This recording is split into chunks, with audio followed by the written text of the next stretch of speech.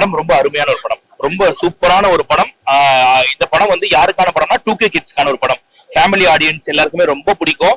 படம் யாருக்கு பிடிக்காது அப்படின்னாக்கா ஃபேமிலி மேனுக்கு பிடிக்காது. அதாவது இப்ப நான் வேலைக்கு போற ஆளு, நான் வந்து ஒரு குடும்பஸ்தனாக்கா உங்களுக்கு மேபி இந்த படம் கணக்கு கொடுக்காது. இந்த படம் எந்த இடத்துல உங்களுக்கு பிடிக்கும்னாக்கா கிளைமேக்ஸ் போர்ஷன் மட்டும் தான் உங்களுக்கு பிடிக்குமே தவிர மத்த இடம் ஃபுல்லா உங்களுக்கு கடுப்பா தான் போகும் உங்களுக்கு. பட் கிளைமேக்ஸ் போர்ஷன்ல கென் சொல்ல வந்த விஷயம் இருக்கு இல்லையா, ரொம்ப அருமையான ஒரு மெசேஜ் அது. ஆக்சுவலா அது என்னன்னா 2K கிட்ஸ் வந்து லவ்வுக்கும் லஸ்ட்டுக்கும் வித்தியாசமே தெரியாம இருப்பாங்க. இன்றைய ஜெனரேஷனுக்கு ஃபேமிலி பாண்டிங்கே இல்லாம இருப்பாங்க.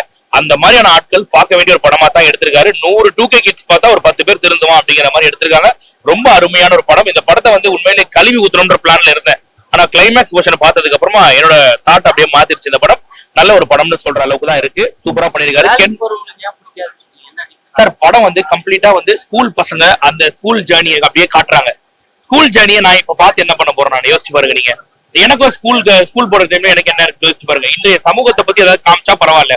ஸ்கூல் படிக்கிற பையன் 3 லவ் பண்றான். அந்த 3 லவ்வும் பர்பஸே இல்லாம பண்ணிட்டு இருக்கான். எதுக்கு பண்றான்னு அவனுக்கும் தெரியல, என்னவா நடக்குது நமக்கும் புரியல, கடுப்பா தான் போகுது. ஆனா கிளைமேக்ஸ் போர்ஷன்ல ஒரு நரேட்டிவ் ஒண்ணு செட் பண்ணுவாங்க.